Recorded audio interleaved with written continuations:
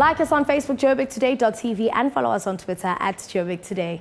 Sage Technologies has identified the need for more African businesses to connect with one another to support and grow the intra-African trade. The company has linked itself to the Buy African campaign, which recently launched in Johannesburg.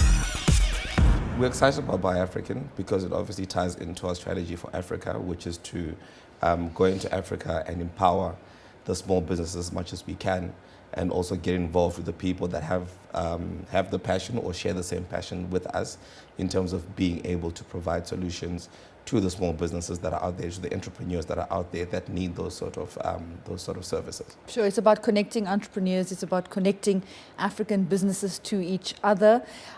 Please share with us Sage Technologies' challenges in reaching the rest of the African market. From what I understand, you are positioned in Southern Africa, East Africa, and West Africa. Mm-hmm. What are the challenges for African businesses like yours to connect with other African businesses, to open up your market share?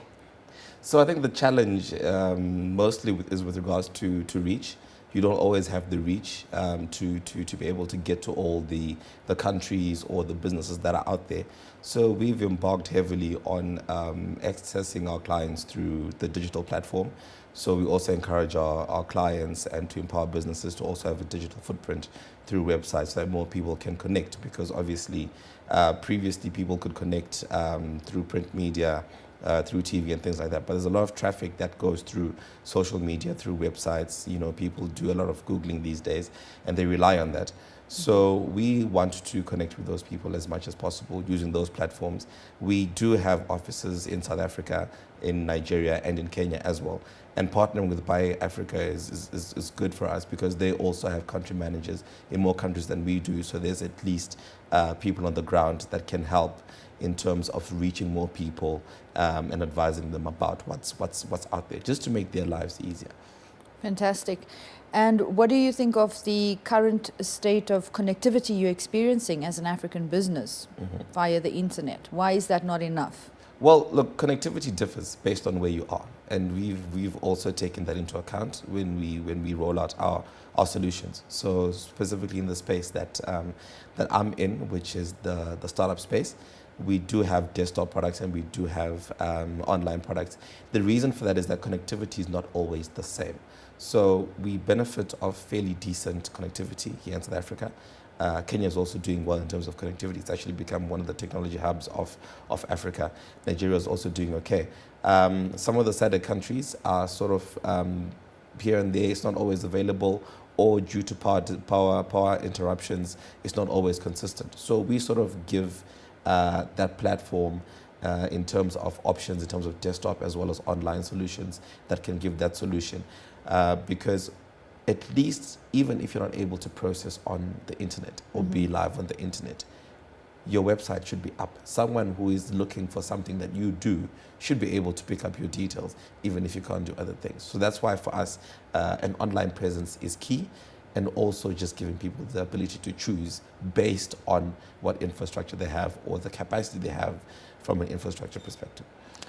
Africa is home to a lot of international brands, whether it's in the ICT sector or other services sector. They also regard themselves as Africans. Is this whole venture with Buy African, what comes up is it anti-international brands? Is it just for the spawned African brands, or does it include the international brands as well that see themselves as totally African? So I don't think it's...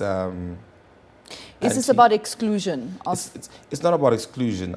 The main focus is to promote inter-Africa trade, the trade within the African countries. The reason for that is that most people have tended to get a lot of their products through Europe or the different markets as well. But there's a lot more that we can actually harness or get available to us on the continent. So, you know, foreign players, to my understanding, are welcome. From a Sage perspective, we are actually a global company. We're headquartered in the United Kingdom. But where we come in is that we develop and distribute all our African solutions through our South African office. So we benefit of the global footprint, but we also understand the African market and we're able to provide for it. So with the Buy Africa initiative or the partnering, it's not to exclude any of the other European countries or anybody who wants to get involved. I think it's more really about promoting trade and empowering the people that actually engage in that trade on the continent to say this is what's available and that's what's available. So it's not exclusive. To my knowledge, it's also not political as well. It's really about promoting inter-Africa trade and raising the awareness of what's available.